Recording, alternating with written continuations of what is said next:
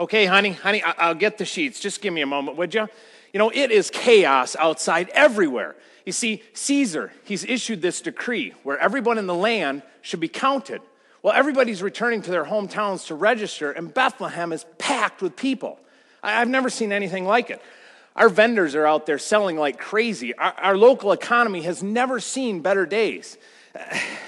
I tell you, it would take a miracle to top what I've seen in Bethlehem the last few weeks. A complete miracle. I can't even tell you what it would take to top this.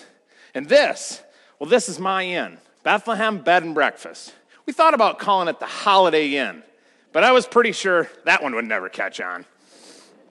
Well, there was a couple who came in late tonight, and they've had a lasting impression on me. My wife and I were sitting here on the porch. The two of them came up to us. The girl was riding this donkey, see? And she said, "Sir, we're very tired. Can you please find us a place here at your inn?"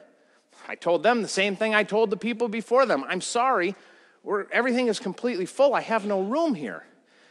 She said, "But you don't understand. My husband has been on foot this entire time. We've traveled 85 miles to get here. You must have something for us." Now listen, folks, I'm a businessman first, always have been. I mean, Bethlehem was packed. There was nothing I could do. So when I'm about to say that I was going to ask them to leave for the second time, don't think me rude. But then all of a sudden, I noticed something I had completely overlooked before. The girl was pregnant.